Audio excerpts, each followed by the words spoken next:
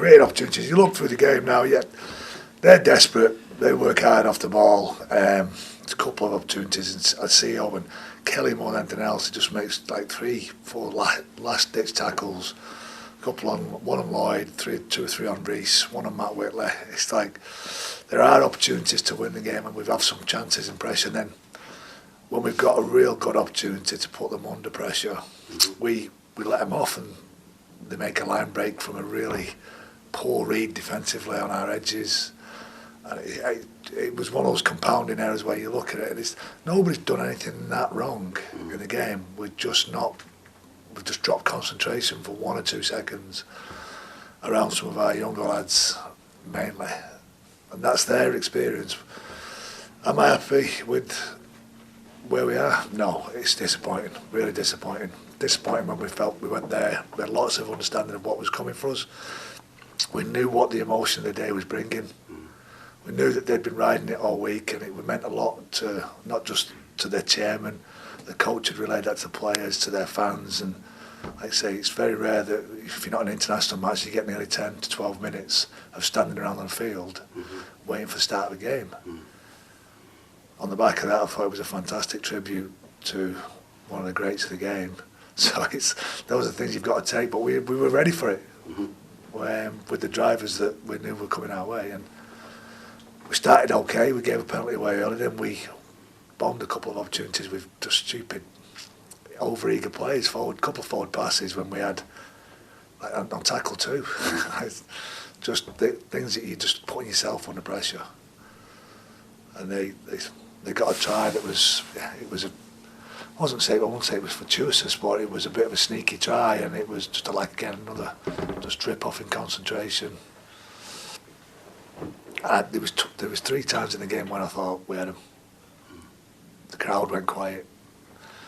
We had a bit of momentum, and then we just didn't take an opportunity. And then the anxiety that's growing in us because of not taking those opportunities with the ball is affecting us. This week, hopefully, with a couple of players coming back into the mix, I'm really hopeful that Kev will be right. I think Chris Bridge might be right. So it just gives us them couple of players that have got a little bit more instinctive abilities to create some space. But then both men played for a number of weeks, and putting it onto them to be the people that turn this team around is a big ask after not playing for a few weeks. So it's a tough situation. Every week now is turning into a Challenge Cup final. It's turning into a massive game for us. And that in itself brings pressure that you're trying to stick away from them to get the anxiety away.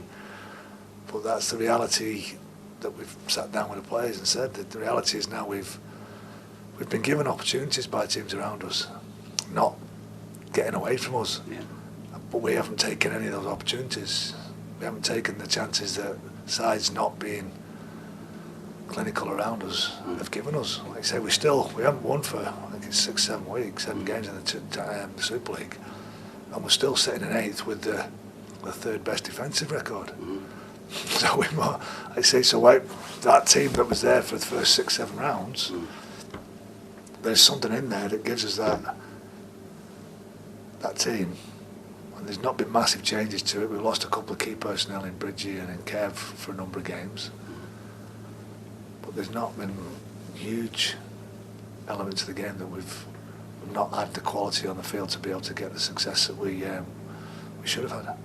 Do you think the fact that Magic's a bit different, isn't it? Do you think the fact that it's a sort of an occasion, if you like, might be helpful to you? Well, we hope so. That's the thing that we can hopefully drag on as well. It's one of those big games that you like to think that there might be, like I said, a different kind of feel to it, a different reaction from the team.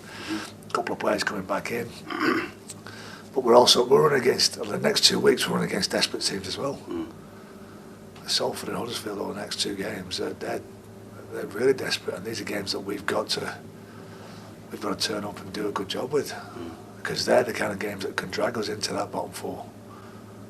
See, we've got a 3-point buffer at the moment between 9th and us. We're 4 points off getting into 5th spot, so with 2 wins there. So the game can change in a couple of weeks. Salford, in a sense, are in a false position, aren't they? Because we know they've had the salary cap deduction. I watched them at Saints on Friday night, and they were in that game till quite late on, and they're a good side. They're a really good side.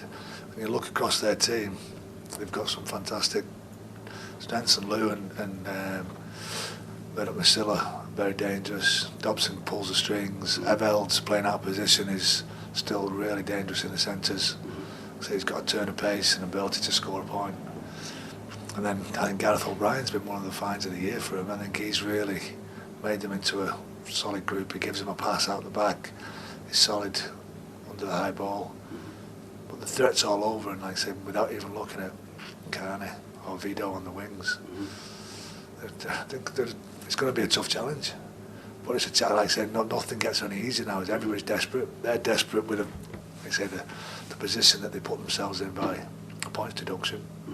They want to climb up the table and really just stick two fingers up to everybody in one sense to say, like, you can take points off us, it's not going to stop us getting where we want to get.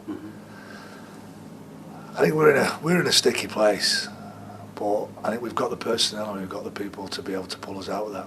I think it's that it will turn. We're working hard. We're one win away from turning it around for ourselves and getting on a bit of a roll.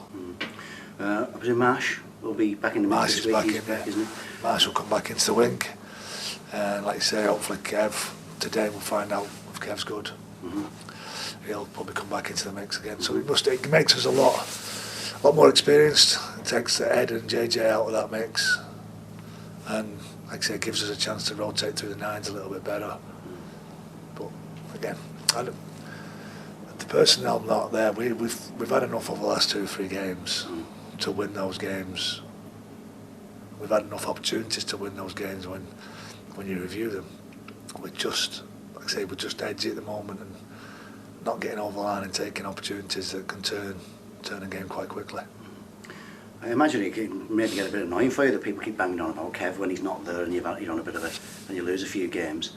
Looking at yesterday's game though, the amount of ball you had in there 20, it looked made for him in many ways, didn't it? You really missed a play. Well, you're missing good players. It doesn't matter, like I say, whether if we're winning we could miss him.